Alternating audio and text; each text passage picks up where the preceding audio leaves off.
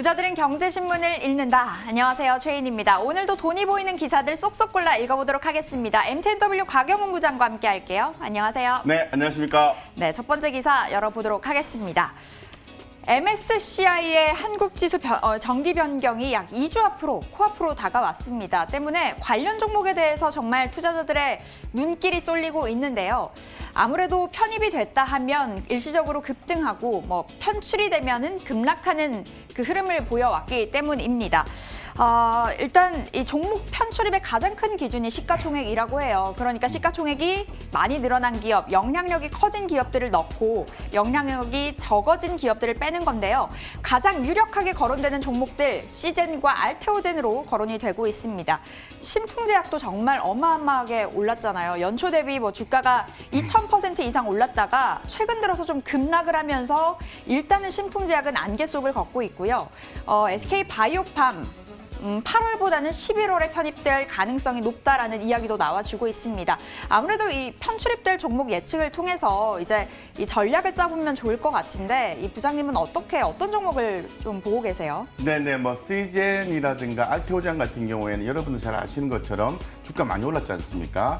대단히 또 적정 주가 이상으로 지금 올라와 있는 상태인데 상당히 좀 이렇게 심리적으로 좀 불안한 상황인 상태에서 이렇게 수급적인 요소가 딱 발생을 했으니까 제가 볼 때는 좋다 이렇게 말씀을 드리고 어느 정도 변동성을 좀 보시고 트레이딩 관점에서 접근하셔도 좋을 것 같다 이렇게 좀 말씀드리겠습니다.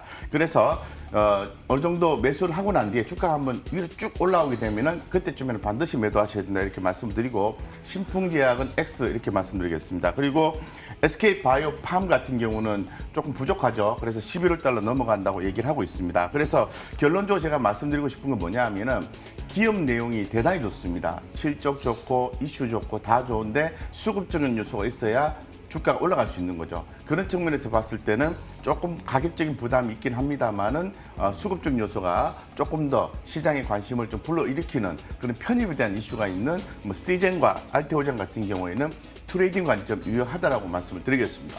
네, 시젠과 알테오젠 트레이딩 관점으로 유효하다라는 이야기 주셨습니다. 많이 높아져 있는 주가이지만 이 부분이 호재로 작용을 할 수 있다라는 이야기였습니다. 자, 이어서 두 번째 기사 열어봅니다. 자, 우리 이 자동차 기업들, 자동차 업계가 이제 불안에 떨고 있습니다. 상반기에 그래도 선방하는 성적표를 거머쥐었습니다. 그 이후로는 해외 시장은 참 부진했지만 내수 시장이 받쳐줬기 때문인데요. 그 뒷배경에는 개별 소비세 인하라는 든든한 버팀목이 있었습니다. 이 정부가 개별 소비세 70%를 인하를 해줘서 지갑을 좀 열게 만들어줬었는데요. 지난 7월부터 개소세를 이제 30%로 축소하겠다라고 밝히면서 즉각적으로 반응이 나와줬습니다. 개소세가 이렇게 오르면서 7월 내수 판매량이 21.39%로 추락을 했다고 합니다. 아무래도 좀 타격은 있을 것 같고 하반기에 해외 시장 나아질 것이라는 보장도 없고 이 자동차는 어떻게 봐야 될까요? 기본적으로 우리가 어떤 모멘텀을 볼 때 정책적 이슈를 좀 많이 보지 않습니까? 네. 그래서 내수 시장의 진작을 위해서 개별 소비세를 인하를 해주는데 대폭 하향 조정을 기존 했던 거죠. 그래서 좋았다 이렇게 말씀드리겠습니다. 그런데 이 부분이 조금 축소됐다고 해서 과연 그러면은 현대차, 기아차, 기타 이런 관련된 기업들이 성장세를 멈출까요? 그렇지 않다고 보고 있습니다. 세금을 많이 낮춰준다 하더라도 내연기관 차는 계속해서 이렇게 인기가 좀 떨어진다, 좀 하향 쪽으로 가고 있다라고 정확하게 말씀을 드리겠습니다. 그런 상황에서 현대차와 기아차, 기타 차 관련 이 글로벌 자동차 기업들이 어디로 가고 있죠? 전기차, 네. 수소차 이런 쪽으로 해서 계속해서 미래형 친환경차로 가고 있기 때문에 네. 우리 현대차, 기아차 교란하다고 말씀드리고 우리 부자들 경제신문장 코너에서 계속해서 현대차 주목했던 말씀드렸죠. 기억나시죠? 그래서 계속 가고 있습니다. 그렇기 때문에 현대차, 기아차 가격 조정 시마다 매수라기보다는 매수하고 빠지면 좀 더 사고 빠지면 더 사고 이런 식으로 해서 대응하시면 충분히 아주 좋은 성과를 낼 수 있다고 말씀드리겠습니다. 네, 그러니까 이러한 이슈에 좀 영향을 받는다 이런 것보다는 트렌드를 따라가자라는 이야기를 해주고 계십니다. 전기차, 수소차로 변해가는 그 환경 속에서 좀 주목을 해봐야겠습니다. 자, 이어서 세 번째 기사 열어보겠습니다. 자, 카카오의 자회사 카카오 게임즈가 IPO 첫 주자로 나섰습니다. 어제였습니다. 금감원에 증권 신고서를 제출을 했습니다. 9월 11일에 코스닥에 상장이 될 예정이라고 하는데요. 생각보다 희망 공모가가 낮게 책정이 됐더라고요. 2만 원에서 2만 4천 원까지 때문에 흥행 돌풍이 예고가 되고 있는 상황입니다.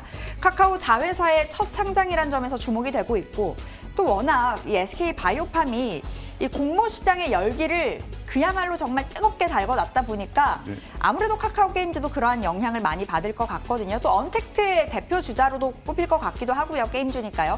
어떻게 평가하세요? 아무래도 이제 공모제 투자하시는 분들은 또 이 카카오 게임즈에 대해서 아주 좋게 보실 것 같아요. 내용을 일단 모르신다 하더라도 카카오 게임즈 좋다 이렇게밖에 생각할 수밖에 없는 것 같습니다. 그런 측면에서 지분 가치 측면에서 봤을 때는 제가 볼 때는 아까 말씀하신 게 공모가가 다소 낮게 책정이 되었다. 이 부분은 크게 중요한 것 같지 않습니다. 시장의 평가가 중요한 거죠.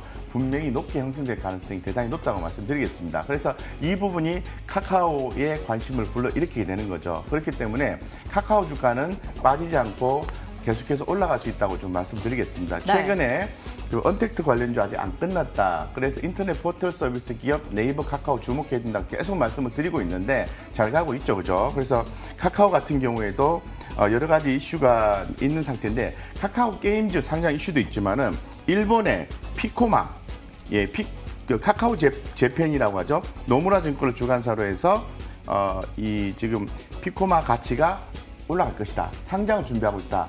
이 추가적인 내용도 있어요. 그래서 국내 상장, 일본 상장 이런 부분에 대한 지분 가치 반영, 카카오 주목하자 이렇게 말씀드리겠습니다. 네, 네이버보단 카카오다라는 이야기를 두 개나 주목하셔야 돼요. 근데 여기 IPO 관련해서는 지금 주목되고 있는 게 카카오니까 네. 이 카카오를 주목하자. 카카오 주목하셔도 좋다 이렇게 말씀드린 거죠. 네, 두 개 다 가져가 보도록 하겠습니다. 네네. 네이버와 카카오 흐름 놓고 체크해 보겠습니다.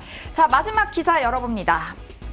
이렇게 무거운 종목이 이렇게나 많이 오른다고요? 어제 LG화학의 상승 보셨죠? 정말 무서운 상승을 보였는데요.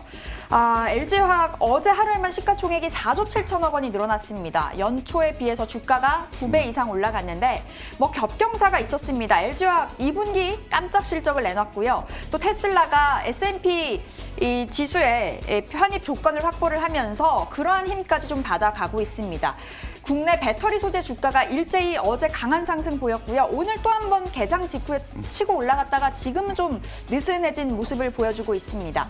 LNF도 7.3% 어제 강세로 마감했고 에코프로비엠도 사상 최고치를 기록을 했는데 관련주들 어제 한번 이야기했었어요. 간다 또 간다. 근데 네네. 저는 여쭤보고 싶은 게 LG화학 많이 올랐는데 네네. 지금 구간에서도 진입 가능할까요? 진입 구간 가능하시고요. 빠질 때만 더 사셔도 되고 최근에 시장에서 이 증권사죠. 조사 분석자들의 목표가 상향 조정이 이렇게 계속해서 올라가고 있는 상황입니다. 그래서 현재 가장 합리적인 목표가라고 생각할 수 있는 그 가격대 밑에 지금 주가가 위치하고 있기 때문에 제가 볼 때는 매수하셔도 된다고 말씀드리고 이 기존에도 말씀드린 것처럼 테슬라의 S&P 편입, 지수 편입 이런 부분은 다시 관심을 불러일으키는 요소라고 볼 수 있는 거죠. 특히나 더 테슬라하고 LG화학이 또 관련이 좀 많이 있죠. 그렇기 때문에 주가가 밑으로 빠질 만한 하방적인 이유는 없다. 실적도 좋다. 이런 부분을 감안했을 때 제가 볼 때는 2차 전지, 전기차 배터리 섹터는 계속해서 주목하셔야 되고 많이 올랐잖아. 그렇게 생각하시는 것보다는 성장성 개념으로 해서 계속해서 흐름을 좀 따라가시는 게 정답이다라고 말씀을 드리겠습니다.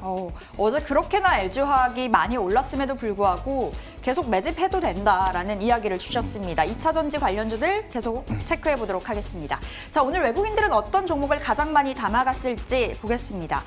대림산업 코스피에서 가장 많이 담았습니다. SK, 네이버, NH투자증권, 삼성전기. 오늘은 좀 새로운 얼굴들이 많이 보이고요. 코스닥에서는 헬릭스미스, 원익 IPS, 첨보, BH, 레고캠 바이오입니다.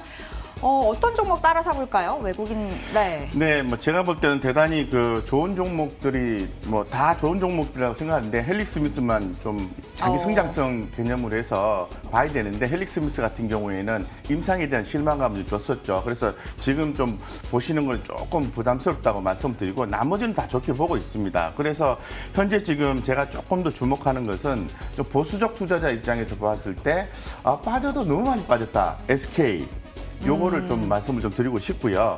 뭐 대림산업 같은 경우에는 최근에 뭐 대림건설이라는 또 네. 합병 그 자회사의 합병으로 해서 회사가 하나 더 탄생을 했죠. 이런 M&A 이슈를 통해서 주택, 토목 쪽에 역량을 또 강화하고 있고 추후에 또 주주 환원 정책에 대한 얘기가 있는 거니까 관심을 가지셔도 좋을 것 같습니다. 그래서 어쨌건 제가 좀 개인적으로 굉장히 다 관심 있습니다만 그 SK나 첨보, 이 첨보 쪽에 좀 관심을 많이 가지고 첨보도 있어요. 너무 많이 올랐어요. 네네. 왜냐하면 3분기 실적이 좋다라고 보고 있기 때문에 그렇습니다. BH도 주가 좋죠. 근데 3분기 실적은 조금 약하지만 그래도 향후에 성장성 좋다는 측면에서 오늘 주가 좀 강한데 그렇게 좀 보시면 될 것 같고요. 레고캠 바이오 같은 경우에는 지금 약간 새로운 시장 여러분들이 좀 이렇게 많이 들어보지 못한 것 같아요. 항체 약물 결합체. 네, ADC 시장이 매년 성장을 하고 있거든요. 이런 부분에서 레고캠 바이오가 지속적으로 성장을 주목을 받을 수 있다고 말씀을 좀 드리겠습니다. 네, 뭐 많이 빠졌던 SK 좀 주목을 해볼 수 있을 것 같습니다. 첨보와 레고캠 바이오까지 짚어주셨습니다. 오늘 픽해주신 종목들 흐름 놓고 챙겨보도록 하겠습니다. 부자들인 경제신문을 읽는다. MTNW 곽영훈 부장과 함께 해봤습니다. 오늘 말씀 고맙습니다.